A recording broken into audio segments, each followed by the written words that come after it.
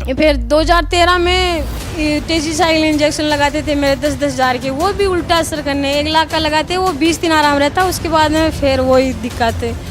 फिर इतनी ज़्यादा दिक्कत हो गई थी, बहुत ज़्यादा।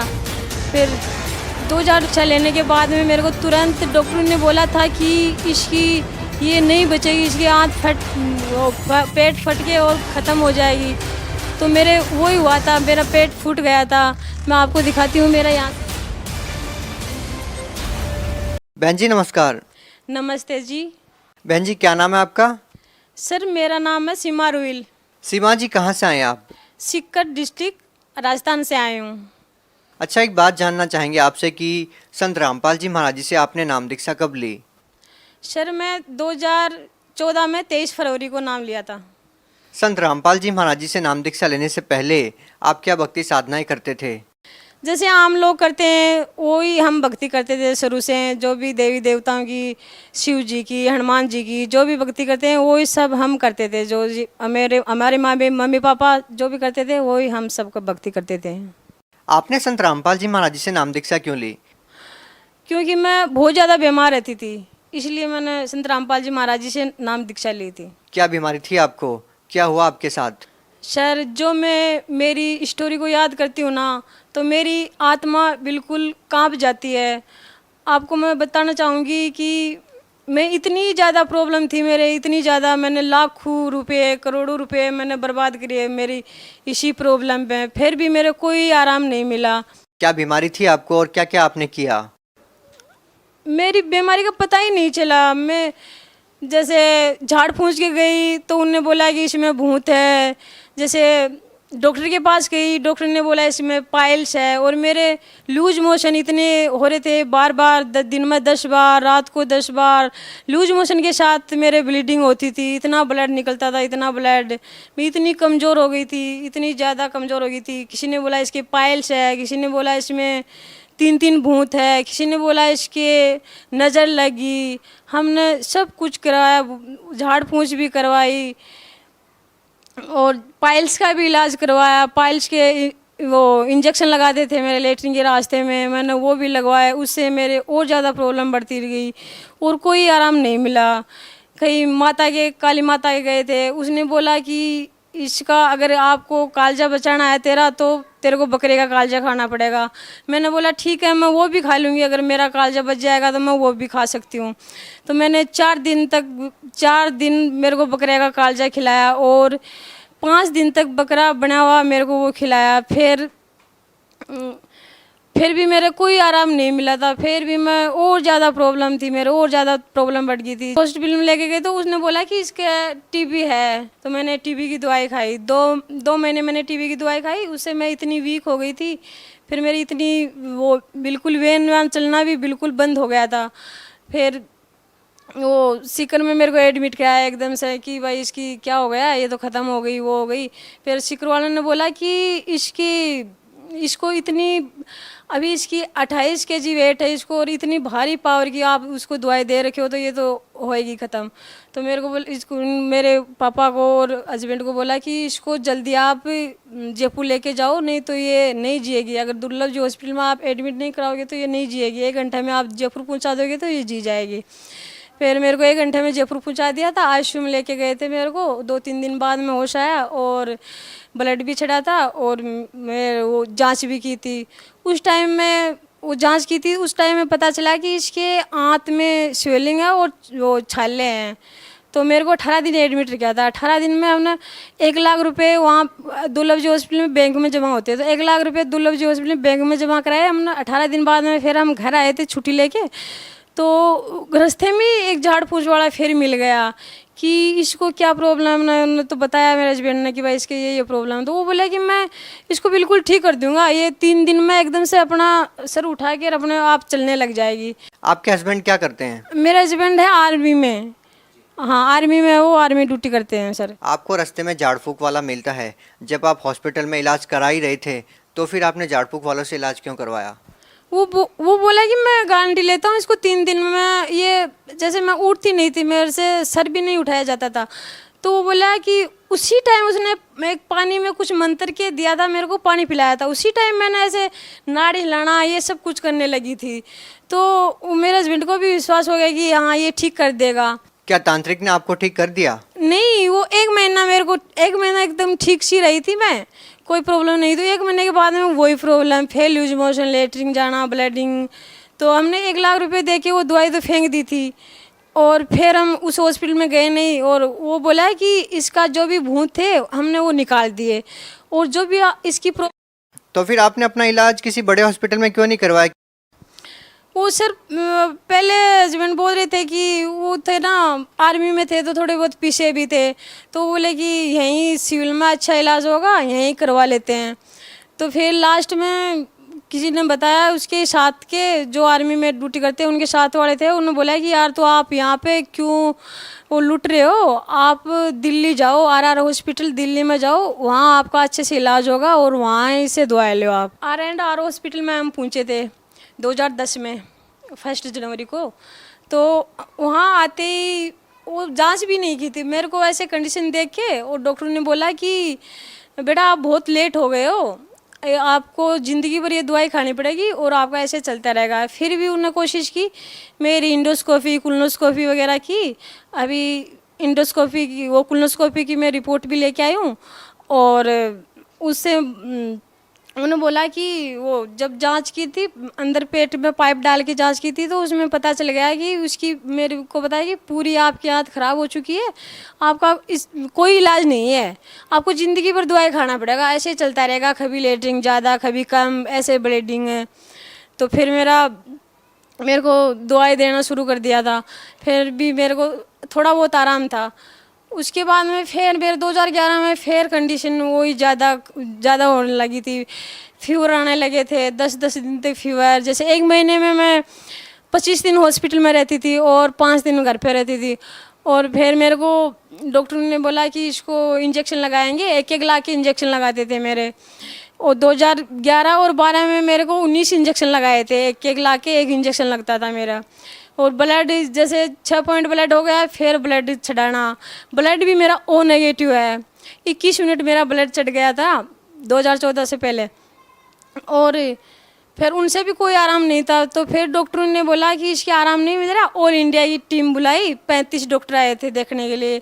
तो उन्हें सुबह से लेकर शाम तक चेक किया मेरे को, तो उन्हें बोला कि जो आप इसको इलाज चल रहा है, जो आप इसको दवाई दे रहे हैं, इम्प्लिक्सी में इंजेक्शन दे रहे हैं 1-1 लाख के, अगर उनसे ही कोई आराम नहीं है तो इसके नहीं आराम हो सकता, इसकी ऑपरेशन भी नहीं कर सकते। हम बोले कि इसकी आंत भी हम बाहर नहीं निकाल सकते, क्योंकि इसकी एज नहीं है अभी, और आंत दूसरी भी नहीं डल सकती, बगैर आंत के भी ये काम नहीं चला सकती।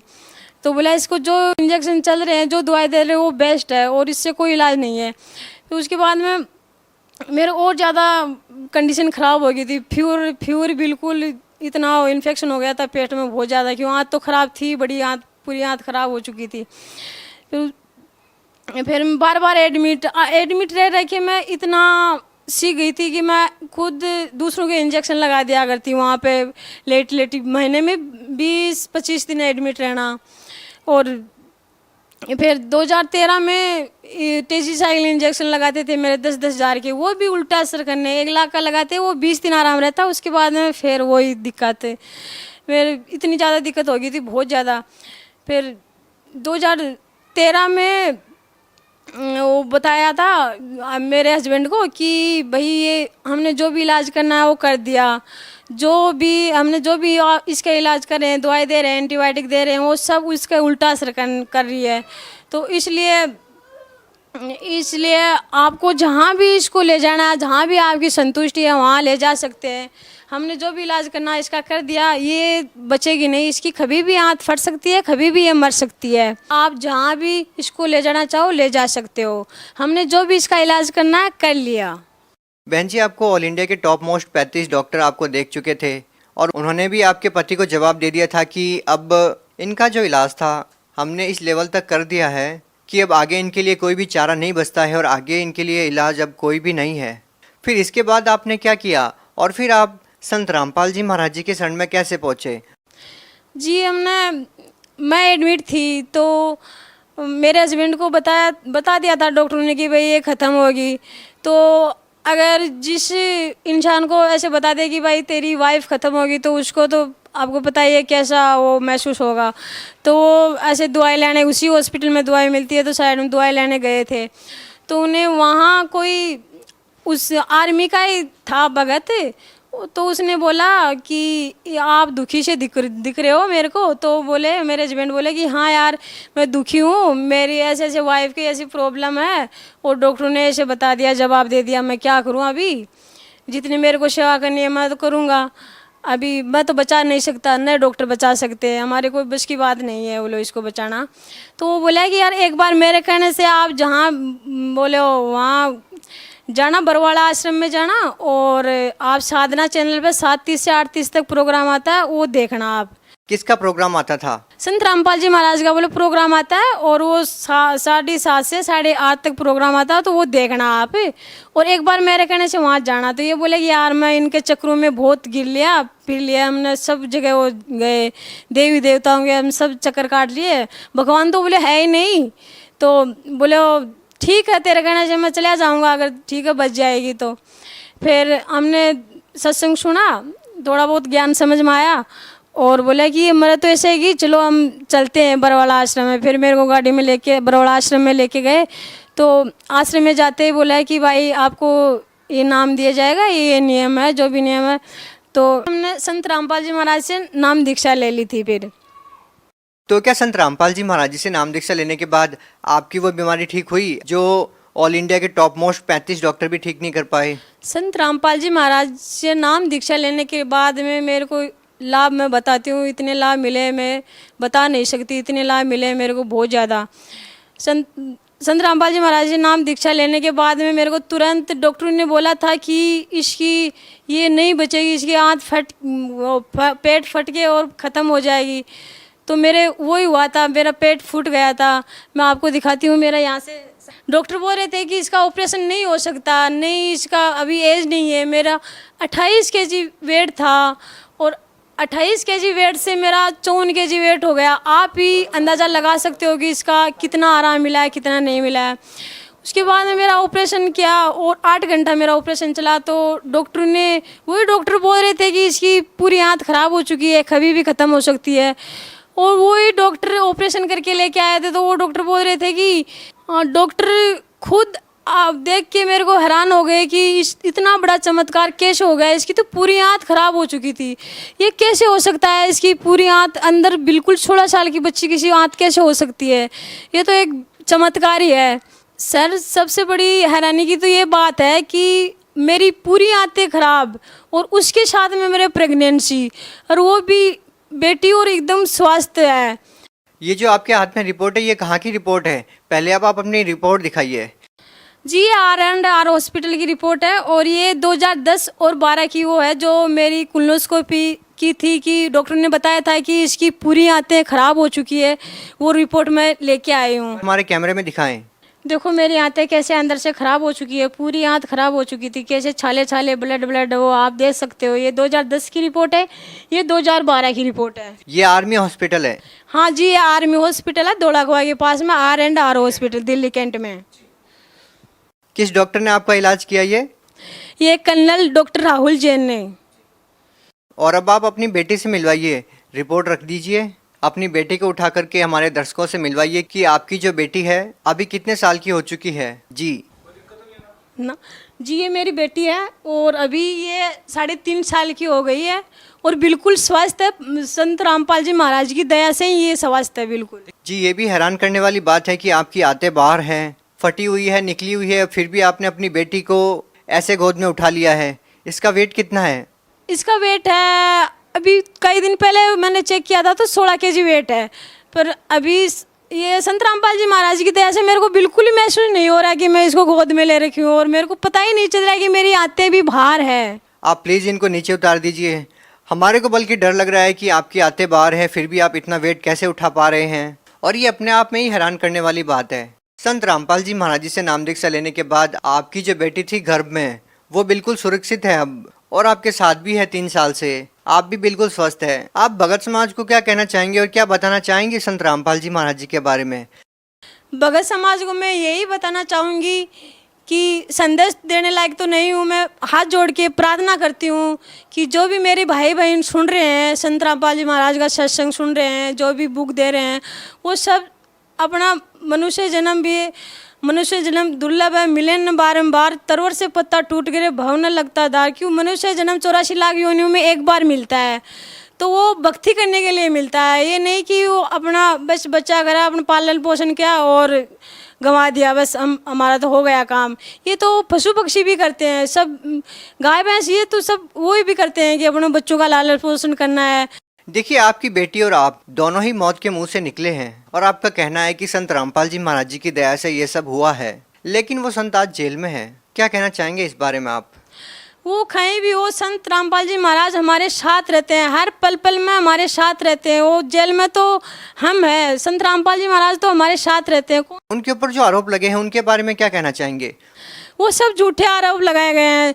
जैसे हम सरकार से प्रार्थना करते हैं कि हमारी सीबीआई जांच करो, तो वो सीबीआई जांच क्यों नहीं करे? सरकार से यही है कि हमारी सीबीआई जांच करो, अगर हम झूठे हैं तो हमारे को फांसी लगा दो। देखिए, आपको संत रामपाल जी महाराज जी से जुड़े हुए बहुत कम समय हुआ था और वो जेल में चले गए। उसके बाद भी आपका संत रामपाल जी महाराज जी के प्रति ऐसा भाव है, उनके प्रति आपकी बहुत आस्था है, इसके पीछे क्या कारण है? सर, मैं ये कहना चाहूँगी, कोटी को क्या चाहिए काया, निर्धन को क्या चाहिए माया। और जो आर्थिक रूप से जो भी परेशानी है, जो भी शारीरिक रूप से परेशानी है, वो सब संत रामपाल जी महाराज के पास पूरा इलाज है इनके बारे में। जो आपके पति है वो पहले मानते नहीं थे, वो आस्तिक नहीं थे, एक तरह से वो नास्तिक हो चुके थे, वो मानते नहीं थे कि भगवान है, वो कहते थे कि भगवान नाम की कोई चीज़ ही नहीं है। आज वो क्या मानते हैं जब आप पूर्ण रूप से स्वस्थ हो चुके हैं? वो अभी मेरे से भी ज़्यादा विश्वास है उनको कि ये भगवान है, भगवान है, हर जगह भगवान है। कि मेरे साथ भी भगवान रहते हैं, संत रामपाल जी महाराज एनी टाइम मेरे साथ रहते हैं, और वो मेरे से भी ज़्यादा विश्वास है उनका। और क्या कहना चाहेंगे संत रामपाल जी महाराज जी के बारे में? सर, मैं तो सबसे यही प्रार्थना करना चाहती हूँ कि संत रामपाल जी महाराज आए हुए हैं, उनसे नाम दीक्षा ले और अपना कल्याण कराएं। जी धन्यवाद। जी सत्य है।